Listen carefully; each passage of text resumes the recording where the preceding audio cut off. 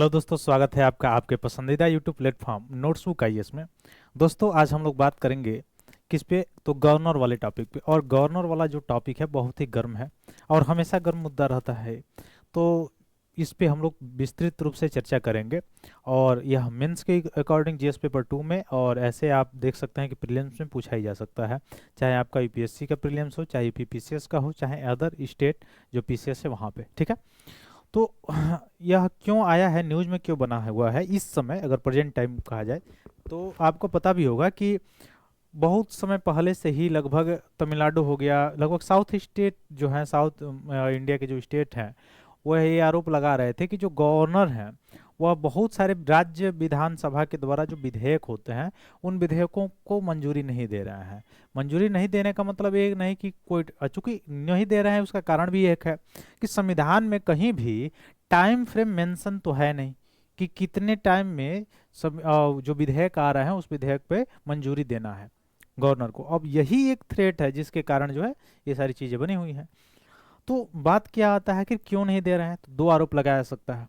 एक तो आरोप लगाया जाता है, क्रिटिसिज्म ये किया जाता है कि चूंकि गवर्नर जो होते हैं वह केंद्र सरकार के एजेंट के रूप में कार्य करते हैं, और जहां जहां पे केंद्र सरकार की पार्टी वाला गवर्नमेंट जिन जिन राज्य में नहीं होता है उन उन राज्यों में एक कन्फ्लिक्ट बनना ही रहता है। उसका कारण ये है कि जो राज्यपाल होते हैं वो नियुक्त किए जाते हैं किसके द्वारा, तो वो नियुक्त किए जाते हैं आपके प्रेसिडेंट के द्वारा, और प्रेसिडेंट के द्वारा नियुक्त किए जाते हैं केंद्र सरकार के सलाह पे। तो केंद्र सरकार जिसको नियुक्त करना चाहेगी वो व्यक्ति राज्यपाल बन जाएगा। दूसरी चीज, जो राज्यपाल की नियुक्ति के बाद से है उसकी सिक्योरिटी से रिलेटेड है, उसको रिमूवल प्रोसेस से रिलेटेड है, ये सभी रिलेटेड। और टोटल जो बिल आता है उस पे स्वीकृति अस्वीकृति ये सारी चीजें मिला के राज्यपाल की जो शक्तियां हैं उस पे कहीं ना कहीं संवैधानिक रूप से जो दिया गया है उसको प्रावधान, वह वह कहीं ना कहीं राज्यों का, या अगर आलोचनात्मक रूप से कहा जाए तो राज्य जो, ऐसे राज्य जो अनदर स्टेट की, मतलब अनदर पार्टी की जहाँ पे सरकारें होती हैं, गवर्नमेंट होती है, वहाँ पे केंद्र से कन्फ्लिक्ट होता ही रहता है। तो ये कन्फ्लिक्ट के चलते गवर्नर वाला टॉपिक जो है मुद्दा में बना रहता है। तो आइए हम लोग देखते हैं इस टॉपिक के बारे में। गवर्नर के पास अब सुप्रीम कोर्ट ने अभी हाल ही में निर्णय दिया है। यह मुद्दा इसलिए बना हुआ है क्योंकि सुप्रीम कोर्ट ने कहा है कि जो एज सुन एज जो बात कही गई है उसमें अधिकतम 1 माह आपको समय दिया। 1 माह में आप स्वीकृति अस्वीकृति क्या करना है बताइए, ठीक है। ऐसा नहीं कि 2-2 साल 3-3 साल पेंडिंग में रख देगा। तो अभी आपने देखा होगा है तमिलनाडु का 2022 का इवन विधानसभा के द्वारा जो पास हुआ था, जो बिल था, जो विधेयक था, वह अभी पेंडिंग में ही था। बहुत सारे ऐसे ऐसे 10-10 12-12 बिल जो है विधेयक है। वैसे ही अब विधेयक जब पेंडिंग में बने रहेंगे तो राज्य में विकास का कार्यक्रम कैसे होगा, विकास कैसे होगा। और जो गवर्नमेंट चूज करके आई है जनता के द्वारा डायरेक्ट प्रत्यक्ष रूप से, वह कैसे जनता के जो भावनाएं हैं या जनता का जो एक पॉलिसी मेकिंग वाला जो काम है वो कैसे जनता के लिए करेगी, ठीक है। तो यही सारे रिलेटेड मुद्दे हैं, तो इस पे हम लोग चर्चा करेंगे। आइए हम लोग जुड़ते हैं, अपने अपने ग्रुप में शेयर कीजिए ताकि हम लोग इस टॉपिक को शुरू करें। तो देखते हैं हम लोग।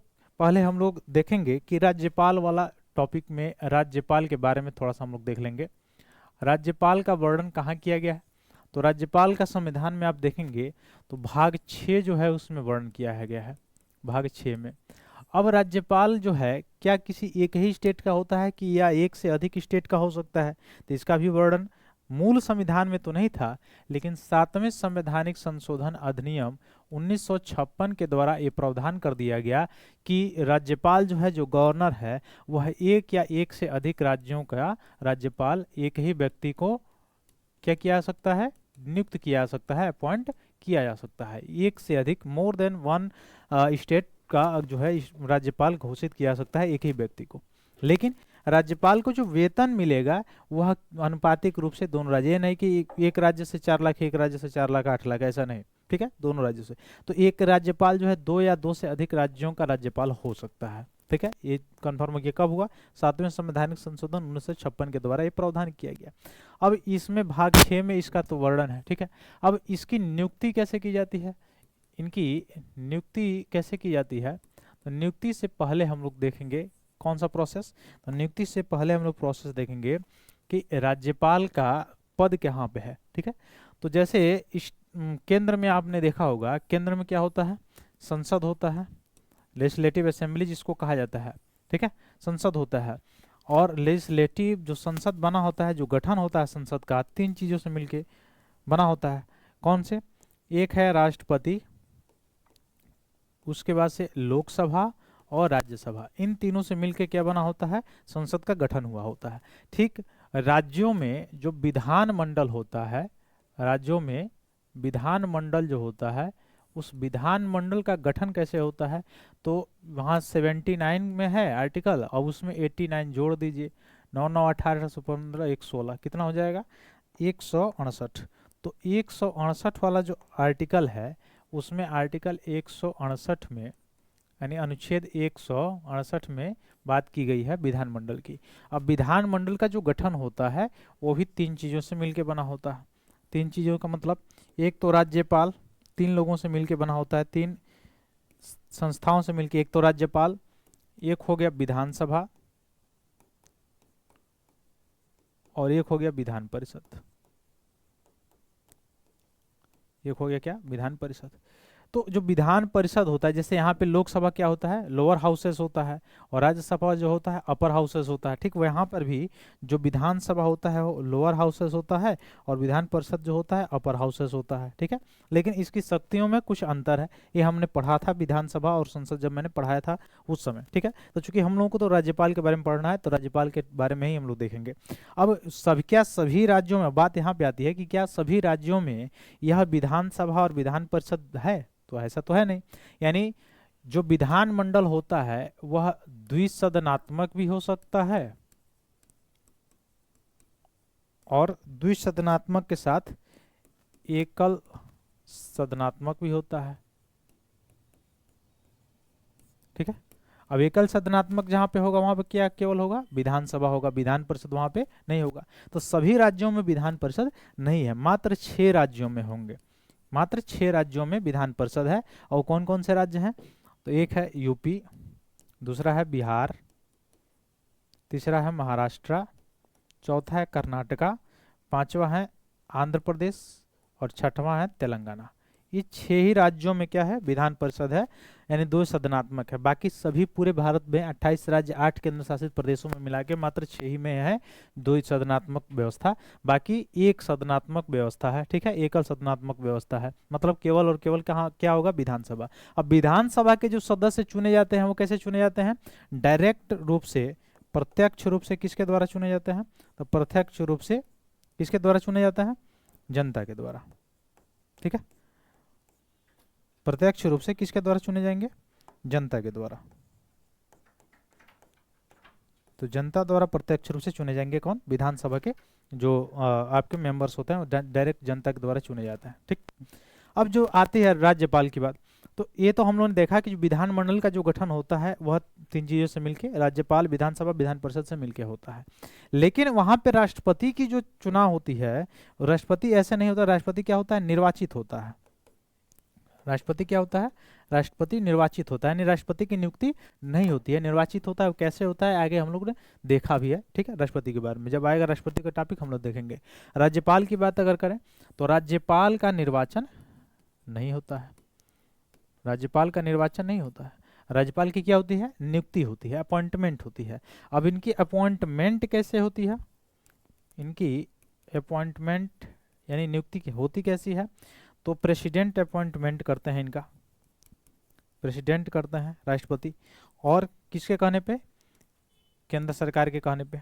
अब केंद्र सरकार में आपको पता है कि राष्ट्रपति किसके बिहाफ पे काम करते हैं?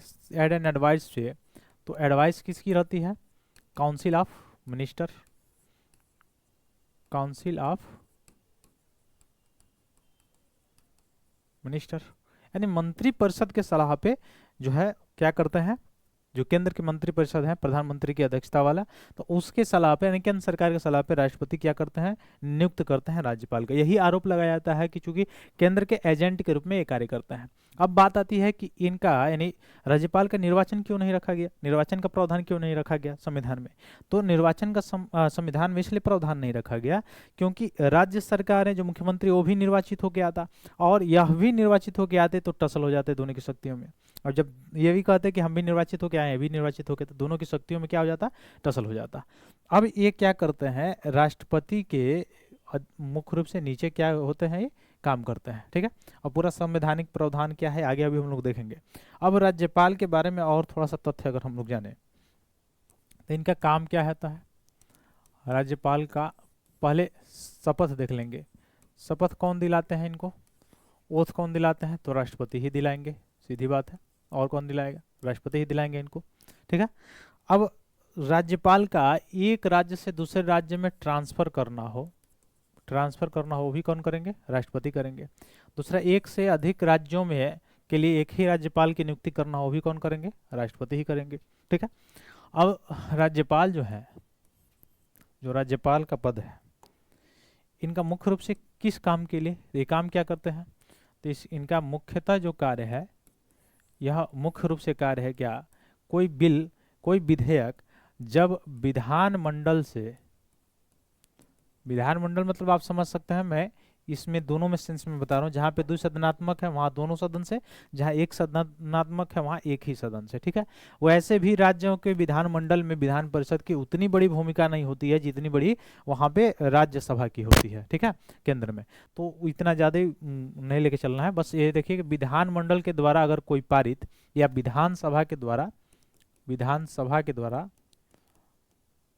कोई पारित अगर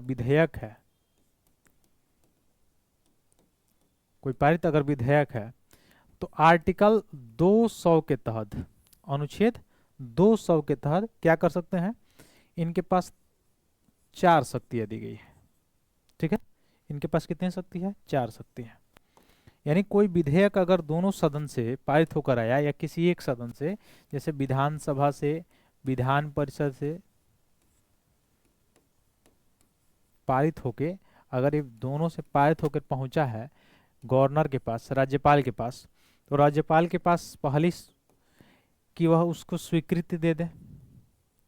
अगर उसको स्वीकृत करते हैं तो क्या होगा, वह बिल बन जाएगा एक्ट। जब एक्ट बन जाएगा, अधिनियम बन जाएगा, तो क्या हो जाएगा, पूर्ण रूप से वह कानून के रूप में लागू हो जाएगा, ठीक है।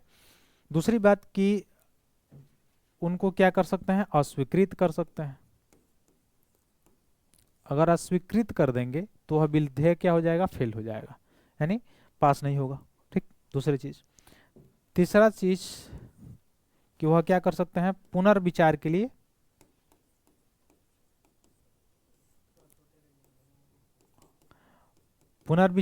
भेज सकते हैं। अब पुनर्विचार के लिए अगर भेज रहे हैं, ठीक है, तो पुनर्विचार के लिए भेजने के बाद अगर तुरंत इनके पास वापस आ जाता है तो उस स्थिति में इनको अपना सहमति देनी ही पड़ती है। उसमें सहमति, संशोधन या बिना संशोधन के अगर पुनः इनके पास आ जाता है तो सहमति देनी पड़ती है। और चौथा कंडीशन क्या है कि राष्ट्रपति के लिए सुरक्षित रख लेना, राष्ट्रपति के लिए सुरक्षित उस विधेयक को। अब प्रेसिडेंट एक तरफ होगा, एक तरफ गवर्नर होगा। प्रेसिडेंट और गवर्नर दोनों लोगों में से जो गवर्नर है उनको विवेकाधीन शक्ति संविधान में दिया गया है।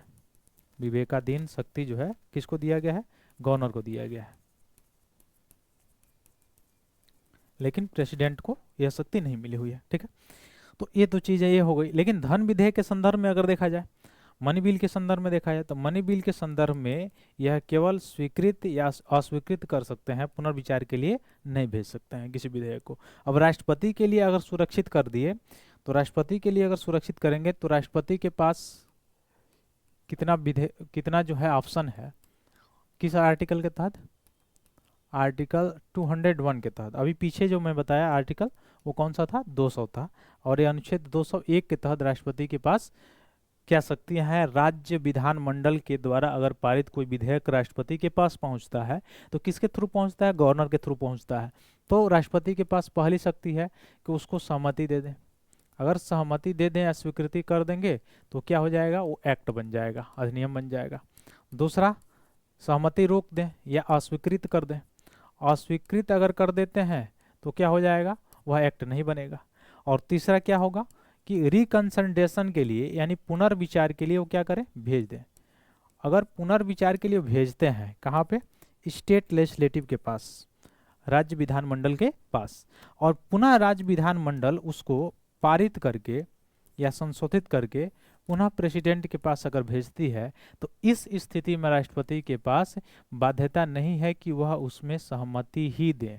वो चाहे तो सहमति दे सकते हैं, चाहे तो सहमति नहीं दे सकते हैं। ये किसके संदर्भ में था, यह संदर्भ में था राज्य विधानमंडल के, यानी राज्य विधान मंडल का कोई अगर बिल हो, कोई विधेयक हो, उसके संदर्भ में प्रावधान है। राष्ट्रपति के पास ये शक्ति है आर्टिकल 201 के तहत। ठीक है, ये चीज है, एक रक्स हो गया। अब राज्य विधान मंडल भी किस विषय पे बना सकता है, तो वह विषय केवल और केवल कौन सा होगा, राज्य सूची वाला होगा, और समवर्ती सूची वाला भी हो सकता है। समवर्ती सूची में भी आप देखेंगे कि समवर्ती सूची में भी वही विषय होगा जिस पर केंद्र ने कानून नहीं बनाया है। ठीक है, अगर केंद्र और राज्य दोनों एक ही विषय पे कानून बनाया है तो केंद्र वाला ज्यादा प्रभावी हो जाएगा और राज्य वाला वहां पे लोप हो जाएगा। ठीक है, तो राज्य सूची से संबंधित विषय, संघ सूची के संबंधित विषय जो है राज्य विधानमंडल पारित नहीं कर सकता है। तो ये कहा गया है। लेकिन अगर कोई विधेयक जा रहा है उनके पास, किनके पास, राज्यपाल के पास, विधानसभा से विधानमंडल से पारित होने के बावजूद राज्यपाल के पास जा रहा है, तो राज्यपाल के पास तो ये शक्तियां हैं, लेकिन उसमें लिखा गया है संविधान में एज सुन एज, मतलब जितना जल्दी हो सके उतना ही जल्दी आप क्या कीजिए, यह एक्शन लीजिए, या तो स्वीकृति दीजिए, या तो अस्वीकृत कीजिए, या पुनर्विचार कीजिए, या राष्ट्रपति के पास भेजिए, जो करना है कीजिए। लेकिन इसी पे गवर्नर क्या करते हैं, काफी लंबा समय खींच देते हैं, वैसे ही छोड़ देते हैं, 3-3 साल 4-4 साल, कहीं कहीं किसी किसी राज्य में 3-3 साल, किसी किसी राज्य में 2-2 साल, किसी किसी राज्य में 16-16 विधेयक, किसी किसी राज्य में 15 विधेयक, किसी में 10 विधेयक ऐसे पेंडिंग में पड़े हुए हैं। वो भी कहाँ पे, तो एलिगेशन ये लगाया जाता है कि जहां पे केंद्र सरकार की गवर्नमेंट नहीं है वहां पे ऐसा टसल चलता है जो गवर्नर है और वहां की जो लोकल गवर्नमेंट है। अब गवर्नमेंट कहती है चूंकि हम चुन करके आए हैं, जनता के द्वारा निर्वाचित होकर आए हैं, तो हमारा काम क्या है, बनाना, विधि बनाना, जिसके द्वारा डेवलपमेंट का काम कर सके।